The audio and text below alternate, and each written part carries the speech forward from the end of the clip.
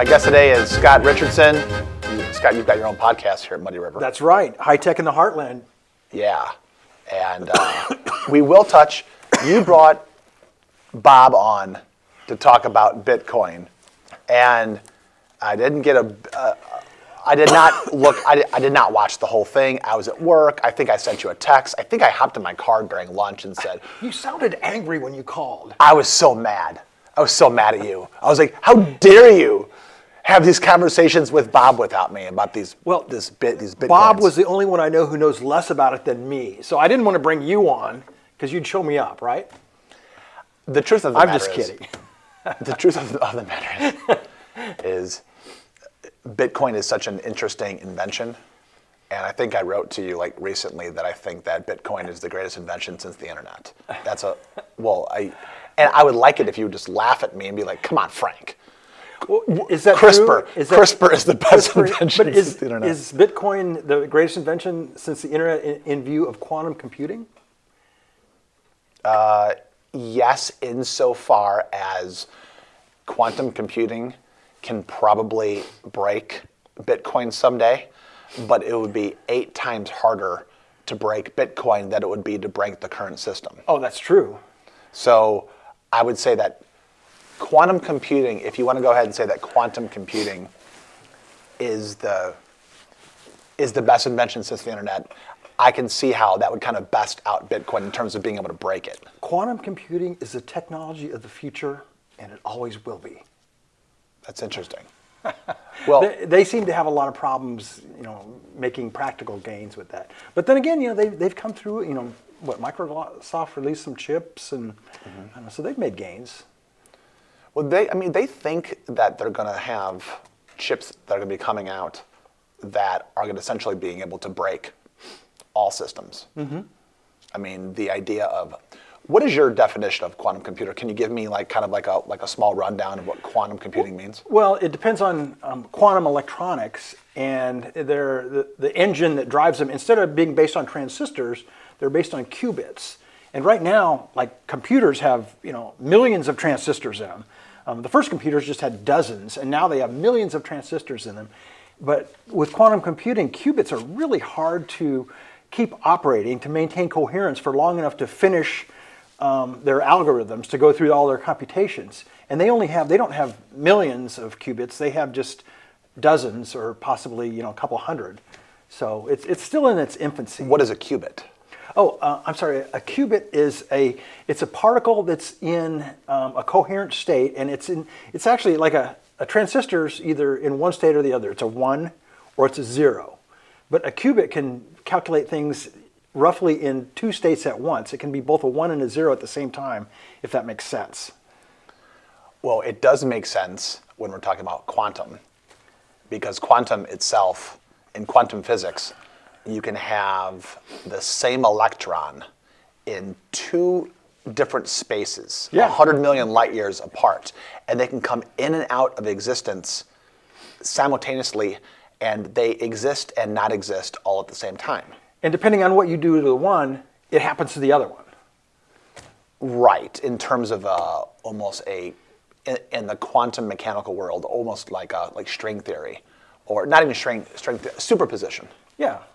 Where superposition is where, and this will get really, superposition in the quantum state becomes very interesting when you start talking about the Bible and the things that happened in the Bible, in like the ancient texts and things like that. How do you tie that into the Bible? I'm interested to find out. Two topics I'm interested in. You want to know how I tied in? Yeah.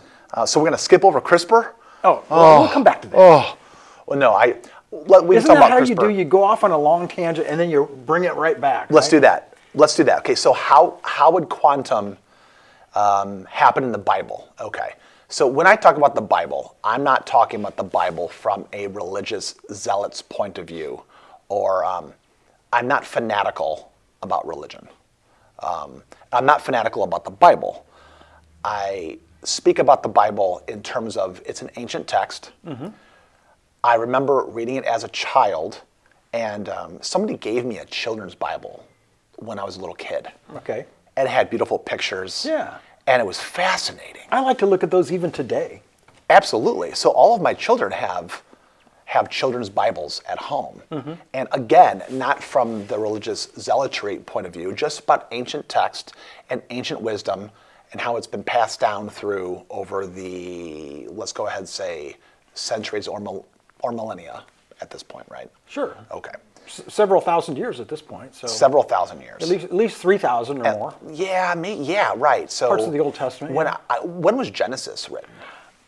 Over 3,000 years ago, I believe. Yeah, maybe even 4,000 or 5,000. It could be. I don't know for sure. It's tough to say, right? We don't even know who wrote Genesis, right? We suspect Moses wrote it. Yeah, I mean, I think Moses wrote a lot of it, but it's hard to say. And I thought about this before. What does it mean to write a book? Like the book of, I don't know, John. Did John, the apostle, actually write that? Or did somebody else write that and use John's name? Well, supposedly John wrote, like Revelation, for example, he wrote, supposedly, allegedly, he wrote that on the Greek island of Patmos. Patmos, yeah. Right? So essentially he's got these visions, and I believe he was educated. He must have been. He wrote a lot of books of the Bible. But I mean, was it in Greek? Did he write it? I mean, surely he wasn't writing in Greek. I don't know if it was Greek or Aramaic or just what it was. Fascinating, but and Aramaic is very close to Hebrew too, so that's basically the same language, I think. Right. The Aramaic is more of like the farmer, like peasant version. Yeah, like the spoken vernacular. The spoken vernacular of Hebrew, right? Almost like the informal version of it. Maybe even like the lowbrow. It could be. I don't know. Maybe it is version of it. But that was like that was Jesus. English or something, right? Yeah. Well, here's an example. So in Genesis, because we're talking about science here. We're talking about science, we're talking about ancient texts. And the one thing I like about talking to you about these kinds of things is I think you and I like to approach these things from the scientific point of view or the philosophical point of view. And I think like these really high up, these higher level Jesuit priests. I don't know if you know anything about the Jesuits. They're the studious priests, right? Yeah. I mean, that's why there's so many Jesuit colleges around. Yeah, I mean, the Jesuit priests are sitting there in prayer to try to have communion with the Creator, and they're doing it through calculus. They're trying to learn higher levels of math. So when they're trying to find the limits, and they're trying to find the slope of the tangent line against, they're working out derivatives. They're in a spiritual communion with the Creator, which I think is absolutely fascinating. Let me give you an example of how I think quantum can fit inside the Bible. Okay, I'm still waiting for it. So it is possible that when Genesis says something along the lines of such and such happened on day one, let there be light. Yeah. That could be Big Bang. Could be. Let there be light. I don't think those are mutually exclusive. I mean, I have no idea, but this idea of when the Creator, if we're living in a simulation, Scott, then is there a programmer? I don't know. Are we in the Matrix right now? I don't know. And if we are, who's running it? Okay, so that's the reason why we can say God, we can say the Creator. I mean, I like to use the term God, but imagine this idea where a day is not. What is a day when the Earth has not even been created yet? Yeah. A 24-hour day. Why would you use a 24-hour day if the Earth hasn't been created yet? So I don't think you would, and I don't think that like a day, literally the way that it's written. I think a day is some type of, and I have not seen the original script, and I don't know if there's a translation problem, but I think that the original script probably had something akin to a day, but I don't know if a day can be taken literally. So, for example, do you know anybody? Maybe it was just a period, say, or a God day. I mean, who knows? Maybe a God day is 1 billion years. I mean, it could very well be. A God day could be 4 billion years. You're getting to the 6 days of creation now, right? Yeah, I'm saying like the quantum idea is quantum, a day could be X amount, and it could also be, Okay, so that's just kind of like in terms of the creation of the cosmos, the quantum creation of the cosmos, and Genesis could be both accurate. I have some theories on that, on the 6 day creation. Okay, tell me. And when I was a younger man, I was an electrical engineer and went to college, at that time I thought, 6-day creation, that's just absurd. Why 6 24-hour days? That doesn't even make sense. We have fossils that are billions of years old, blah, blah, blah, all this evidence. It's like it couldn't be 6 days. And then later on in life, I met people who just took everything literally in the Bible, and they just had the faith of a child, which is a wonderful thing, a blessed thing. Sure. To have the faith of a child. Oh, 6-day creation, yeah, 6 24-hour days. And since then I thought, really, if God is omniscient, perhaps he thought of all the possibilities of all the worlds he could create, and then he just picked out one and he made it in 6 24-hour days. And he just made it just like it had happened in 4 billion years, but he made it in 6 days. Maybe that's what happened. Maybe. It's so interesting when you talk about the childlike faith of like fundamentalists, religious fundamentalists. On the flip side of that, you've got people who grew up being taught by religious fundamentalists. And the religious fundamentalists clung hard to a 24-hour day.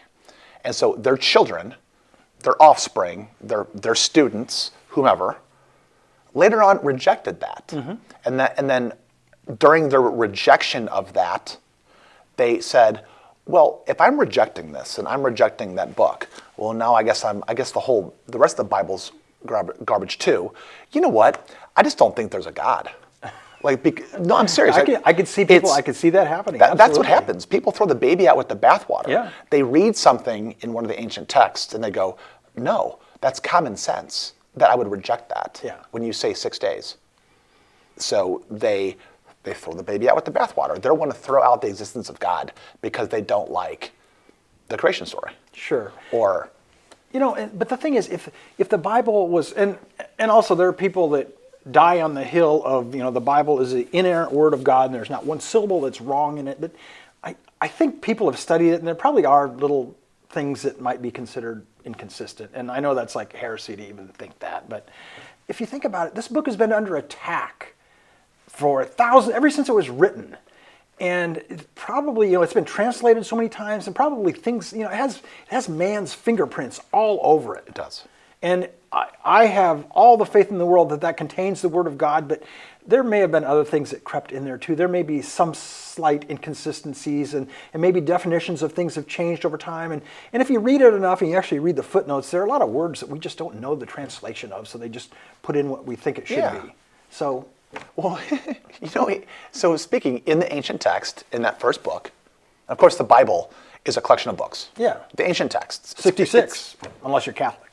66? So how many are there if you're Catholic? I don't know. They add some more. They add some more? I don't know, 71 or 73, something like that. I'm not sure. Yeah, they take out, the Catholics, don't the Catholics take out some books though? I don't know. Maybe it's close. I'm not sure. I know the 66 books of the Protestant Bible, but. Okay. Yeah, that's interesting. Yeah, there's some interesting, I think what is it? Is it Enoch? Is that still in the Bible? I'm not sure if Enoch is a book that the Catholics recognize, or if it's just the addendum that that's a religious book but not considered one of the books of the Bible. So going back to Crispr, what if the Creator in the book of Genesis, I believe, and I haven't read Genesis lately, and that's not true. I was reading Genesis to my daughter during bedtime a couple weeks ago because she asked me to. Okay. She goes, "Hey, will you read this to me?" I'm like, I read it 4 or 5 months ago, I think. Have you? Yeah. I mean, I want to read to her Lord of the Rings, but she wants Genesis. That's fine. That's fair. Did you read the whole book of Genesis? No. Just the first few chapters? Just like all like the fun stuff. Yeah. Like how out of man he created woman. And while man was sleeping. What's your daughter think of that? She thinks it's fascinating. Okay. So I agree. She thinks it's fascinating. Yeah. It's, like while man is sleeping, God reaches in and like starts doing surgery. The man goes under and starts playing around and goes in there and pulls out a rib and then mixes it with some mud and breathes life through it. Okay, Crispr. What if, I'm being serious. Maybe he got one of those Crispr home kits, right? Oh, the Crispr home kit. It's like, you can make woman too. I haven't seen that kid advertised. Oh man, can you imagine? Like sometime in the future, because Elon is going to make these Optimus robots. And I think there's going to be like these like sex robots. I think Elon's going to start off with Optimus and just have it be like the regular face, and then eventually it's going to turn into, what's that movie? Is it Ex Machina?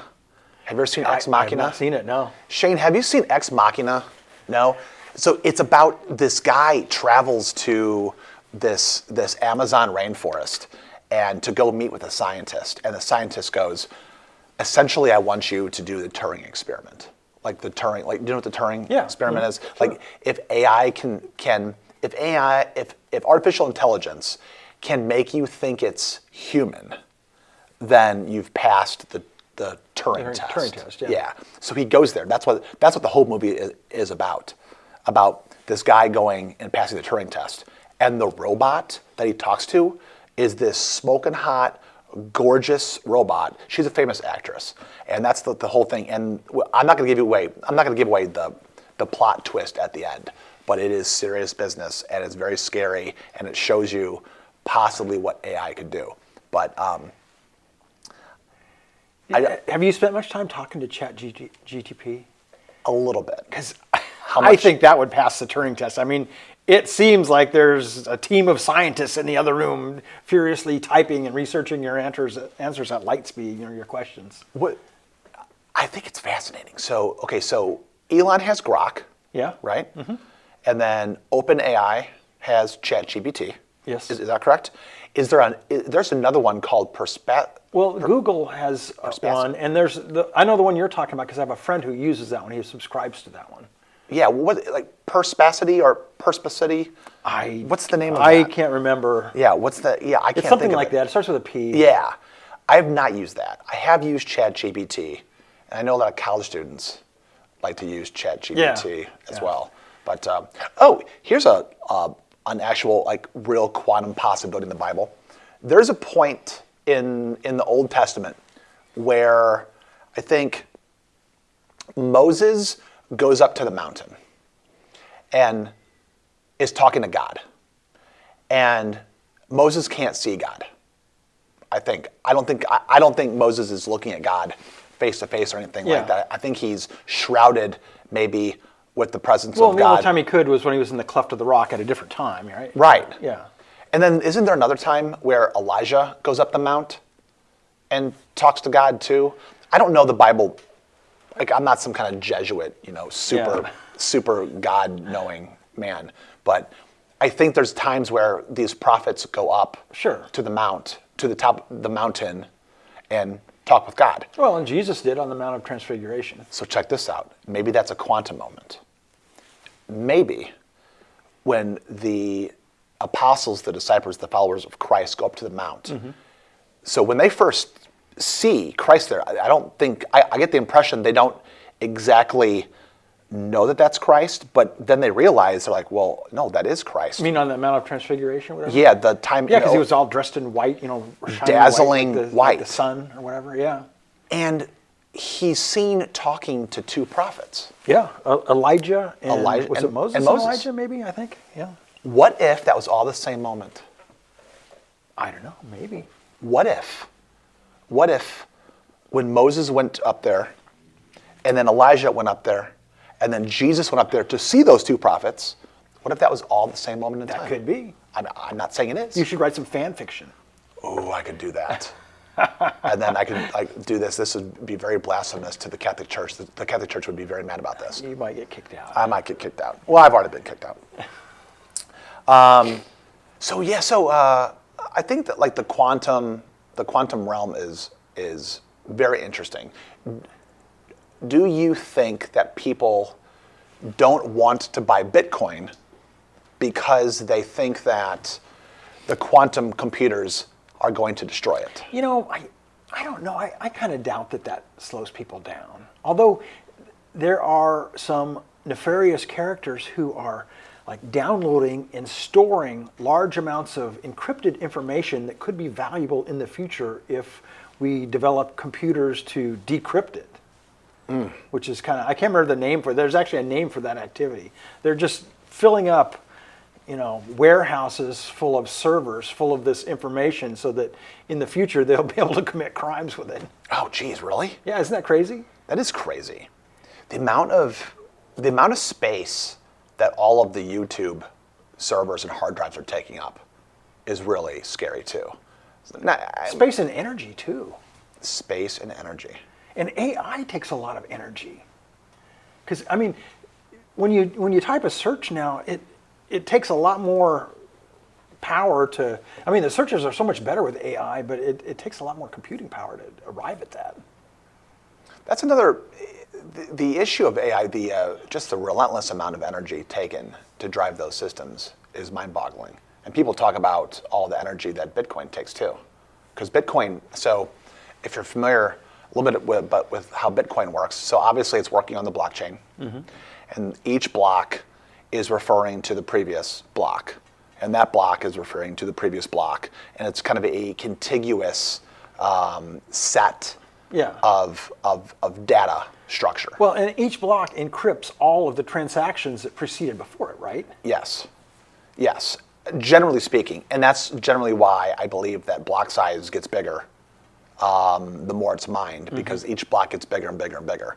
So it takes more and more energy to mine a new block, because it's getting more complicated, and the math is getting more complicated. And so I don't understand the math. Do you? Like, of cryptography? No, I don't. I know just a little bit about that topic, but there are a finite number of Bitcoins, right? It's not an infinite number. There's a limit, right? Yes.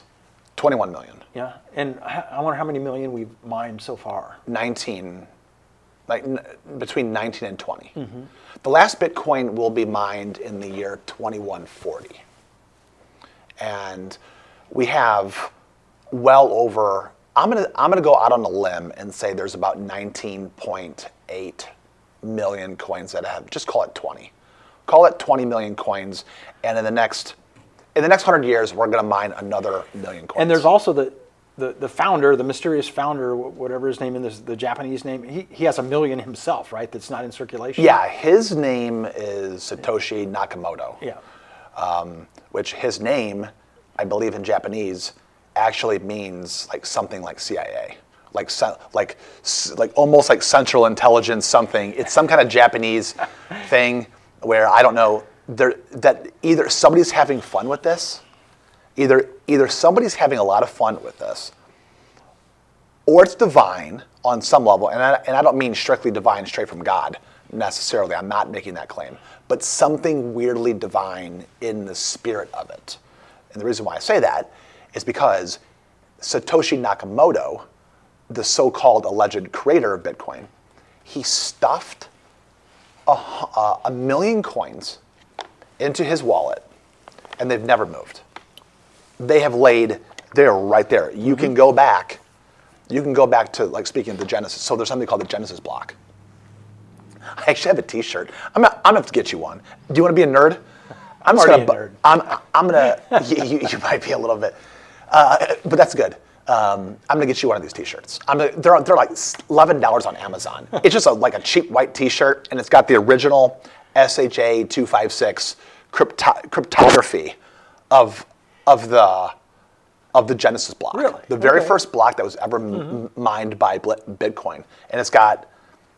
There's some really cool information, some good English with it. It talks about, is it 2008 or 2009? Like, this is the first block, but. But even after like 2 or 3 years, it still was almost worthless, right? I mean, it took several years to build up some value, didn't it? Well, when was ironically, Pizza Day? What year was that? Pizzagate? Pizza Day. Pizza Day. Oh, when he bought 14 pizzas with like 10,000 Bitcoin or something, and now it's worth hundreds of millions of dollars. Right. Yeah. When was that? I'm going to go ahead. If the Genesis block of Bitcoin came out in 08, 09, I'm going to say that Pizza Day was maybe a year or two into that. Do you have a date? May 22nd, 2010. Okay, good. I have it in my notes from High Tech in the Heartland. Okay, May 22nd, 2010. So, absolutely nuts. Here's a perspective. And today's value of that would be about $1.2 billion. Billion. $35 pizza, $1.2 billion. Billy. If only we knew. So, when I was talking to you a week or two ago about that after your pod with Bobby, I was calling you all angry. I'm like, listen to me. Do you understand? You should be talking to me. You know, I got to tell you a perspective. Well, Bob's awesome on those because he purposefully asks questions that like elicit conversation. You know, he'll ask like a purposefully dumb question just to make the conversation go and bring up the topic, you know. Yeah. When he knows the answer is not that. Even when Bob's not on point, which I'm sure if he's listening, he's always on point, right? Yeah.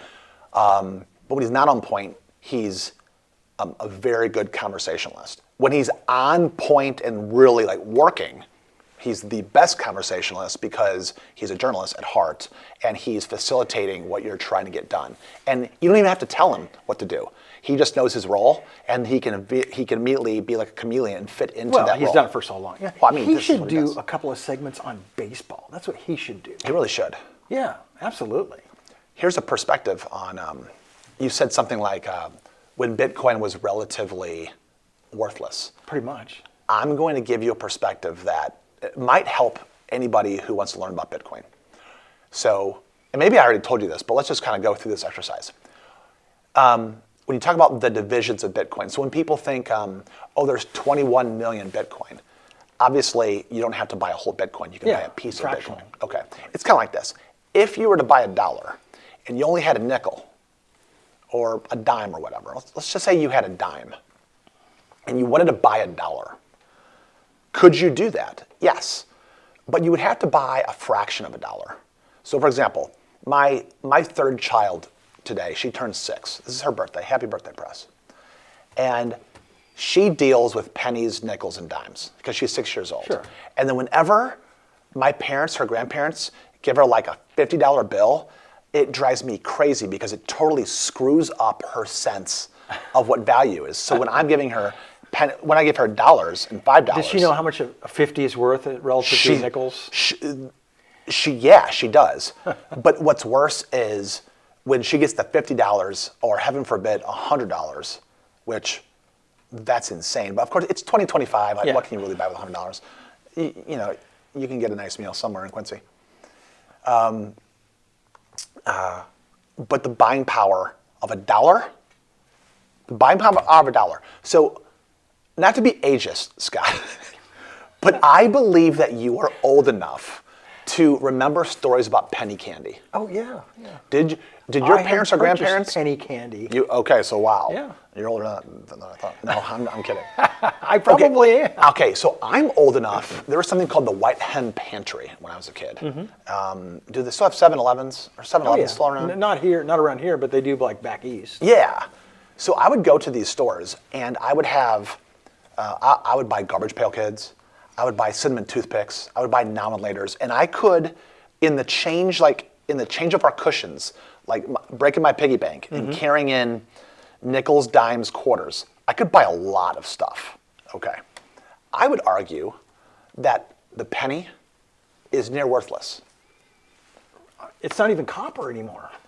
So it costs 2.2 cents to make 1 penny. If that's true, I would argue that a penny is not worthless, but near worthless. And here's where it goes to Bitcoin. If there are 100 pennies in $1, a penny, a cent, that is a division of $1, correct? Yeah. And how many divisions are there in $1?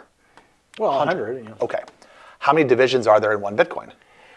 I mean, it could be infinite. I don't know. No, I it's mean, 100. not infinite, but I mean many thousands, I would imagine. It's 100 million.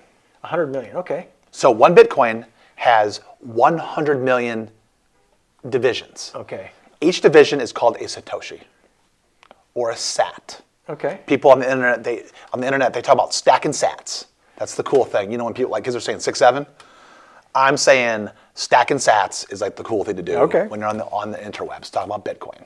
Now, if you take the value of 1 Satoshi, 1 division of Bitcoin, do you know that it's worth less than a penny? I wasn't aware of that, no. It's worth less than a penny. Okay? It's worth essentially about 1/10 of a penny. 1 Satoshi is worth a tenth of a penny. If I put the proverbial Satoshi in your hand, which I can't because it's digital, which goes back to like, is Bitcoin real? Can you hold it in your hand?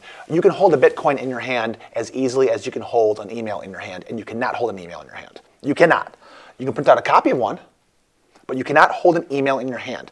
Can you hold the laptop in your hand that has the digital information in the laptop? Yes, but you cannot hold an email in your hand. Sure. And so somebody would say, well, I hold emails in my hand all the time. Like, no, you print out copies of them, but it's not the actual email. Make sense? It makes perfect sense to me because I'm a patent attorney, and it's like the difference between real estate and intellectual property. Okay. Intellectual yes. property is just the right to do something. It's not. There's no certificate, or I mean, I guess there is a patent certificate, but the value of it is the right to do something. So as opposed to like land. Yes. So land, that is something so tangible, something that you can touch, and then IP, intellectual property, is something that's more ambiguous, more kind of in the ether. But of course, there's exceptions to the rule where you can actually take ideas and write them down, and then on that paper, all of a sudden, intellectual property somehow becomes tangible again. So, but it goes back to like, intellectual property is almost like that electron in superposition in quantum mechanics, where it's both on and it's depending on the state of what you're looking at. Yeah. But here's my point: a Satoshi is pretty much worthless. If it's worth a tenth of a penny, I'm going to go ahead and argue that a Satoshi is near. If it's not worthless, it's near worthless. Do you know what will happen if a Satoshi ever reaches parity with the penny? No idea. You take 1 penny, 0.01, and take that times 100 million, that's the number of divisions in a Bitcoin. 0.01 times 100 million is a million. At that moment, when a division of Bitcoin, which is now considered to be worthless, someday when that division reaches parity with the penny, 1 Bitcoin will be worth $1 million. So, if anybody thinks that right now it's sitting at 100,000-ish, 1 Bitcoin is sitting at 100,000, which means that the Satoshi, the division, is like worthless. But it's kind of like the difference between holding a grain of sand in your hand and looking at the sandcastle that you just made. The sandcastle is made up of millions and millions and millions of pieces of sand, and Sure. you need millions of pieces of sand to make the sandcastle, but you can't do anything with a grain of sand, just like you can't do anything with a Satoshi. So this is just a very incredible argument or discussion, dialogue about the quantum. We were talking about CRISPR in the green room before we went live. We went to Genesis, we went to quantum, and we're moving into Bitcoin and worthlessness and getting to something that is worth a lot. Well, even though it's worth a very small increment, I mean, people own thousands or tens of thousands or millions of these little slices of value. Just like the pizza, the guy sold for what? How many? 10,000 Bitcoins for one $35 pizza back in 2010. How many Bitcoins? 10,000? 10,000. Okay, so I'm going to do a quick. He bought how many pizzas? A $35 pizza. Several pizzas for $35. So 10,000 Bitcoins at 100 million Satoshis divisions. Okay, that's so million.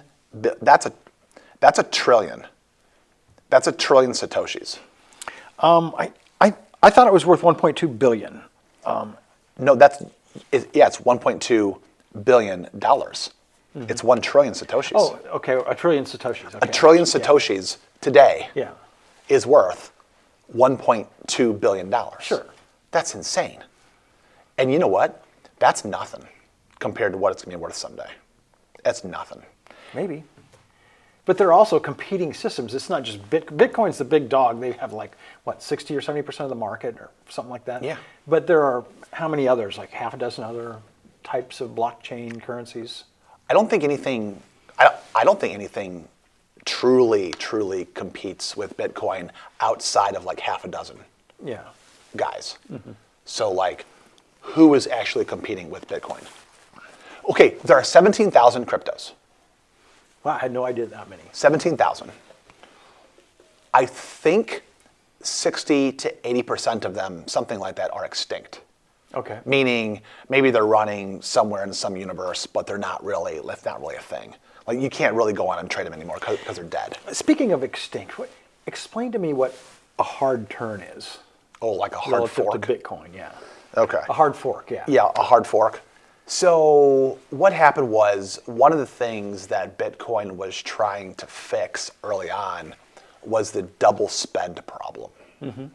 The double spend problem essentially is an idea where you have to make sure that when one Bitcoin is kind of out there on the loose, that you can't, quote unquote, double spend it, and then that same Bitcoin will be out somewhere else. Sure. So where it kind of just comes loose. And all they of a sudden, solved that problem, right? And they solved that problem, yes. There was a time early on, like very soon after Bitcoin was created, that some developers, and I don't know if it was like the Hal Finneys of the world, I don't know what cryptographers made this change, but they got in and they messed around with the cryptography a little bit and created like a complete carbon copy of Bitcoin with some weird differences, okay? And those weird differences, they were making those differences because they were trying to improve on the network. And what happened was, in a blink of an eye, Bitcoin, they copied all of the, quote unquote, the number of Bitcoins that are out there in some kind of carbon copy, in some type of weird algorithm in the cryptography. They changed the code and split, like almost like a clone. Mm-hmm. But some changes that I'm kind of unfamiliar with, so I can't really speak on it. So were the original Bitcoin owners also owners of this new, hard fork currency? I believe so. And I believe so. They called that new hard fork of this new crypto coin, mm-hmm. They called it Bitcoin Cash. And when you're looking for the symbol, I mean, anybody can look it up. It's BCH, I think, is the ticker symbol. Because Bitcoin's ticker symbol is BTC. Yeah. So I believe that Bitcoin Cash is BCH. And that they hard forked it. And so I think Bitcoin Cash is worth like $300 or $400 a coin. Yeah, so it just didn't fly. It didn't fly. Yeah. Nobody liked it. I mean, people like it enough to pay $300 for it. Yeah. People still buy it. I've heard that someday if Bitcoin ever makes it to $10 million a coin, that Bitcoin Cash could be like the silver to Bitcoin's gold. Okay. To where this idea of, and this is actually happening right now in terms of precious metals, where you see a very big rise in silver. So silver has gone from $40 to $50 in the past month or two, which is a meteoric rise in the price of silver futures. Whereas gold, have you been following gold at all? Gold was at $2,500 a few months ago, maybe 6 months ago. It's well over $4,000 for a troy ounce right now. So are you a gold guy at all? No, I'm not a gold guy. Gold is also something that's very interesting because gold is somewhat scarce. It's not as scarce as Bitcoin. Bitcoin is very finite, whereas gold you can always find. The right asteroid mine in the future, you're going to find some more gold. You find a gold reserve somewhere, unsuspected somewhere, all of a sudden you got a lot of gold. So gold is probably God's money. Taking it back to ancient texts, I think gold is probably what the Creator made. I don't know. I mean, I don't know. It's a very alien substance that finds its way onto this planet. But somebody once told me that gold, when you're holding gold in your hand, you're holding eternity. It's kind of an interesting thing. If you had a choice between, if you had to buy gold or Bitcoin right now, if somebody put the proverbial gun to your head and said, you got to buy gold or Bitcoin, which one would you buy? I'd have to look at the volatility of both of them and say, I'd probably buy Bitcoin. You would? Yeah. How come? I don't want to be holding on to gold. See, I mean, you'd physically have to have the gold someplace. You do? I'd rather just remember a password. Yeah. Well, you know what's so funny is like people are so afraid to buy Bitcoin because they say, you know, what if I can't find my password? Oh my gosh, what if I get hacked? What if whatever? I mean, I tell people, listen, I understand that, but if you have a gold bar and you go digging around in your backyard and you don't remember where you dug, You lost your password. You lost your password. Like, can you imagine going out and digging a hole because you're afraid that someone's going to take your gold, and you go and hide it and dig it in the ground, and then you put dirt on it and seed it, and now you've got beautiful grass back there, and then one day you're like, I want to go see my gold. Of course, eventually you'll find it, but oh my gosh, if you forgot where you hid it. But I'd probably fashion it into a spittoon or something, or a cracked pot or something. Gold is fascinating. And just leave it laying there on the counter. Of course, then somebody would lift it up. It's like, wow, this is a heavy spittoon. Do you think there's something wrong with the way humans are using like fiat currency? So just to What get if on, everybody quit believing in the value of currency? yeah. What if they just quit believing? It's like, what the hell? Why is this piece of paper worth anything? Wait, it's such an odd thing. It's like, you know, if you go out and pull 1,000 Quincians, and Quincians are, you don't even have to have to pull Quincians. You can pull New Yorkers or people from Austin, Texas. You go and pull, P-O-L-L, pull 1,000 people, and you say, what is backing the United States dollar? Do you know how many of them will say gold? Probably a third or something. I would say probably a third to half will Yeah. say gold. And then the other, which they're wrong, because the dollar is not backed by gold. Because people say... Not since like 1973 or 71 or something. 71. Under Richard Nixon, I think. Yeah, a Republican named Richard M. Nixon. Yeah. Just like, yeah, we're not doing this anymore. The pride of the Republicans. Well, that was a huge mistake. That was a huge mistake. Shame on Nixon. He is a crook. Okay, it probably was a huge mistake, but the amount of U.S. currency has just exploded since then. There's a lot more U.S. currency in the world now than there could ever possibly be if it was limited to being backed by gold. Right, but then what would happen is pennies would be worth something. Yeah. Like, because Well, they'd still be made of copper. they would. Because at least the penny was backed by copper. It was copper. Yeah. Yeah, I mean, you take a look at, the Romans made this mistake too. The Romans started, those ridges around a quarter? Yeah. So, the Romans, the Romans did that. The Romans screwed up their currency too. As a matter of fact, there's a lot of parallels, in my opinion, between what's happening in America and what's happening with the so-called Holy Roman Empire in terms of a lot. You know how Mark Twain said that history doesn't repeat itself, but it rhymes? There's this idea where... I'd not heard that quote before. That's pretty good. Yeah. This idea where a lot of the things that are happening right now in America with social stuff, you hear all the stuff like the bookmobile saga with like the book that the library won't remove out of the bookmobile and the people are taking a stand. It's a lot of weird stuff happened. Yes, I'm saying it's weird. I'm saying the socio discussion, the psychosocial discussion of these things, of fiat currency, of social norms, of behaviors, of how people are acting. Of extremisms. Extremism. Yeah. There's lots of parallels, lots of kind of things that happened during the Roman Empire that you can see if you study the Roman Empire about when it fell and what was happening right before it fell. Very similar things are happening in America. Yeah.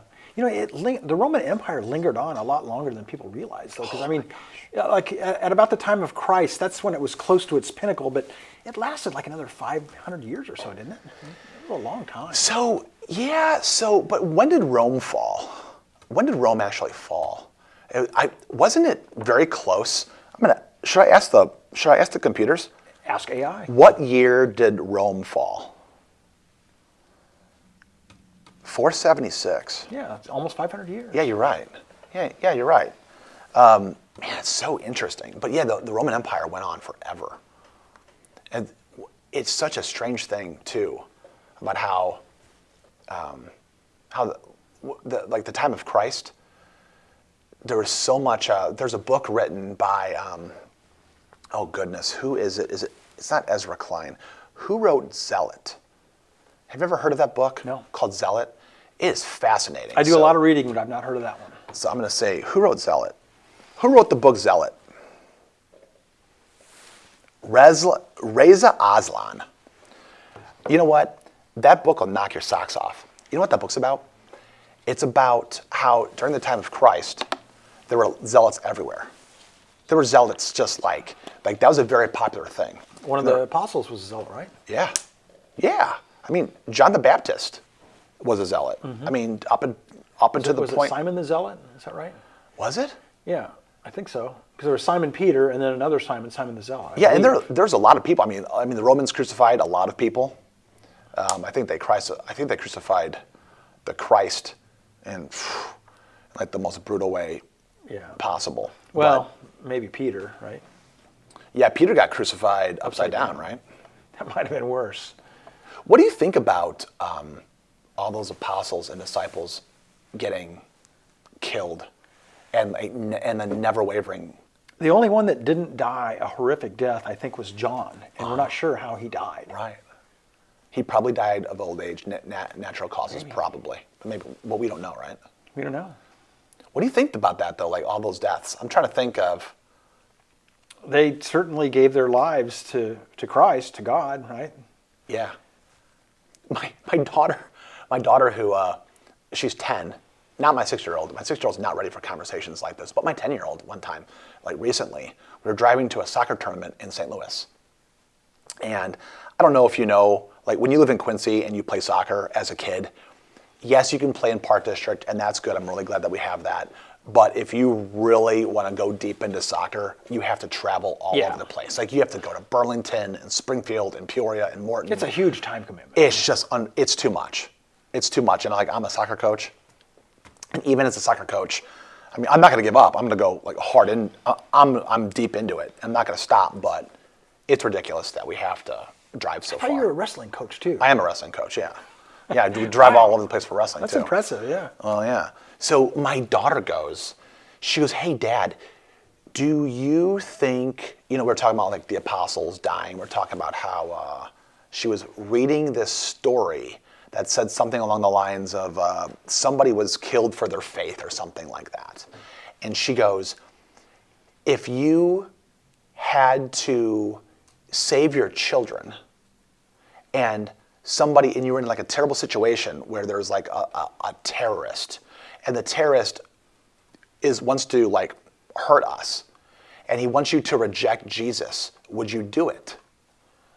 And this is how I answered it. I said, oh my gosh, Alejandra, because she's in the back. Yeah. I go, why are you asking me questions? Like we're in Troy, Missouri on our way to like Chesterfield.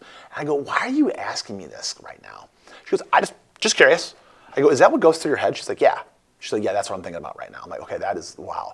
I don't know if that's psycho or impressive. This is how I answered it. I go, I'll tell you what. If I'm by myself and somebody wanted me to, they either wanted to kill me or I can get my life saved by rejecting Christ, I would not reject Christ. Just kill me. Mm-hmm. I'm totally fine with that. Because I actually, strangely, after all that I've seen in the world, I do have this faith, which I think is a gift. And I'm willing to do that. But I go, I don't know. Like, I have to think about that. So, I mean, my reward, if heaven is real, and if all of this is real, then I'm trying to figure out if I would do that for my kids. If I would just be like, no. I'm going to do some rejecting right now to save the lives of my children. But I don't really have a good answer for. I mean, that's insane. I would like to think that I'm brave enough that I wouldn't reject God. But I do think that I'm probably a coward enough that I would lie to that person. I would lie through my teeth to that person and sin, saying that I'm rejecting God when I didn't. Well, yeah, so if you truly, because I like how you moved from Christ to God for a second there. I think that was like an intentional move that you inserted that there. That's a topic I really dwell on too. Do you? Yeah. Oh, that has been the crux of my entire life outside of academics, work. I shouldn't say academics because I think theology is academic, but outside of relationships and work and math and English and science, this philosophical question I have in my head is, okay, I'm really sure there's a God. Like I'm really, really sure about that. Yeah, absolutely. And I've never really doubted that. Have you ever doubted it? Like, No, did you go through? I haven't. You've always I grew up known? in a family where I didn't have to doubt. Right, but I'm saying like when you leave that family and you're by yourself. No, I didn't. I've never doubted. Because why? When I was in high school, and actually my mother faithfully took us to Sunday school from the time, our earliest times when we were just little shavers, like 4 years old on, all the way up through. I went to Sunday school and church all the way through high school. And then in high school, I had a Holy Spirit experience. I was overwhelmed. I was imbued with the Holy Spirit. Okay. And after that, that's just, I don't have to worry about that anymore. Oh, do you know how lucky you are? Yeah, I do. And I don't know why. I don't consider myself a particularly good person. I've done nothing to deserve that. It's just something that happened, and I'm blessed for it. But you're so lucky. There are so many people that don't have those experiences. Yeah, I know. And I wonder why. Why not? It's terrible. I wonder about though. that all the time. It's terrible. Like I have friends, like good friends, that they want to believe in something like that. And I tell them, I go, it's not that you believe in something. It's like everything is everything. This idea of so right now there's something happening, right? This idea that, let's say that we're souls inhabiting these squishy bodies. I would probably say that no matter what, before this something, there was something. And then after this something, there's something. You know what doesn't make any sense, mathematically and philosophically? It makes no common sense at all. That there was nothing, and then out of the nothing, something was born. Yeah. And then and when you're done with the something, it goes back to being nothing. That it literally makes no sense. Well, I mean, people who are atheists believe in the Big Bang. It takes more faith to believe in the Big Bang than it takes to believe in God, I think. Totally. It takes more faith by any atheist. I actually don't, and here's some strong words, and I'm not trying to offend anybody, but I don't think that atheism is a respectable religion. Like, I don't think it's a respectable position. Now, agnosticism, if someone comes to me and says they're agnostic, that's respectable. It's a little, I don't want to say it's sad because that sounds kind of condescending to an agnostic person, but atheism is not respectable. Like it's ridiculous. Well, especially if you consider like the complexity and diversity of all the life forms on Earth that operate together and cooperate together and are interdependent and are varied. And to think that all this came about randomly, it's like, I don't think so. That just is impossible. I think it's impossible.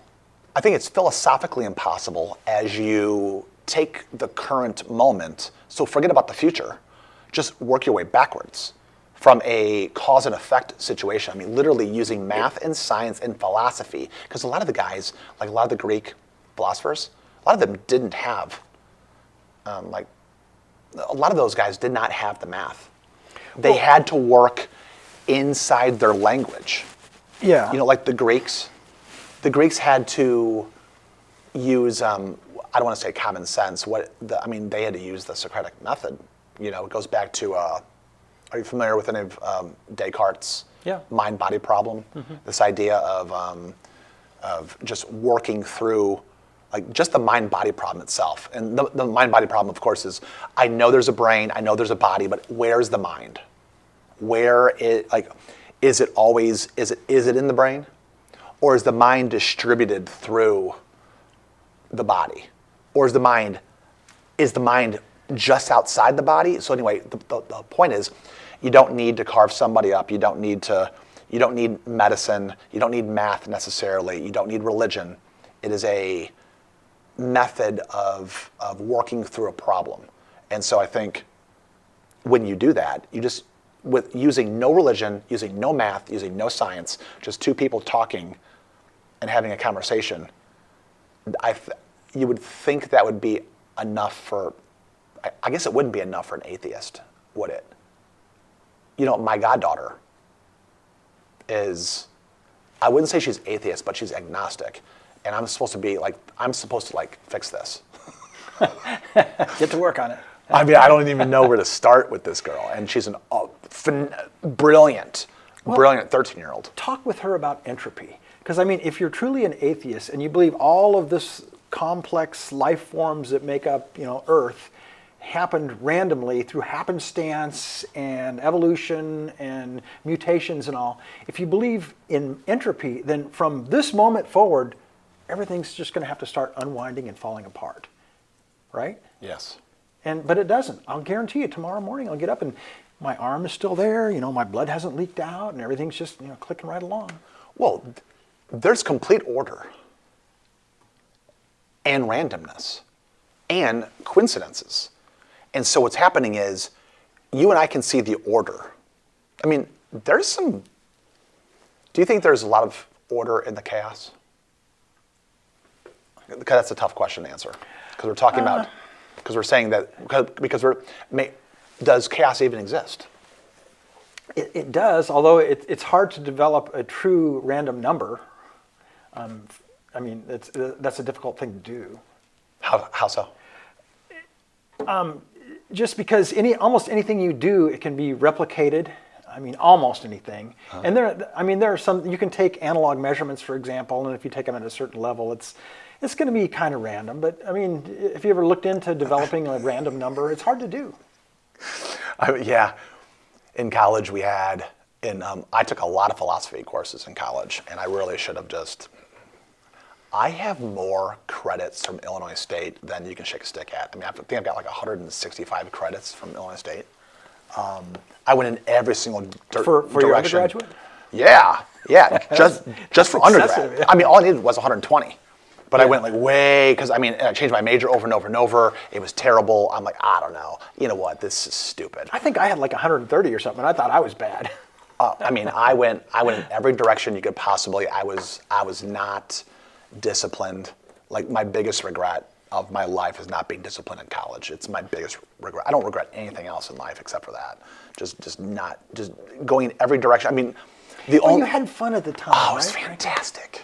And I remember talking to my grandfather once, and I expressed to him the same thing. I was out for track and field, and I mentioned to him, I said, I kind of wish I would have worked harder. And, I set this long jump record, and I had like the long jump and triple jump, high jump. But if I would have worked a little harder, I could have made those records a lot better. And he said, and I remember this day, he said, Scott, he said, you just have to do what you think's right at the time, and then just not look back. Just live with it.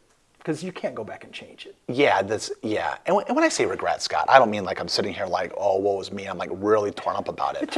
It took me 5 years to graduate from college. I mean, I had a ball, but I'll bet I had more fun on any given weekend in college than my wife, the Chinese tiger mother, had all the way through her academic career. I mean, I lived in a fraternity for 5 years in the house. Oh, what house? It was a house of engineers and architects called Triangle Fraternity. Okay. And Triangle? If I would have lived in a place like Phi Delta or something, I would have failed out in one semester. Your symbol is a triangle, right? Yeah. And it's right above. It's on the door. The triangle's on the door, right? Yeah. Oh yeah, I know about Triangle Fraternity. Yeah. You have a bunch of smarty pants in there. That was a good place for me to live. Yeah. Yeah. 5 years. You lived in the house. I lived in the house. So, because after my first year, you had to do all the pledge chores. You had to clean the toilets and bust the food and all that stuff. And then after that, you had pledges doing it for you.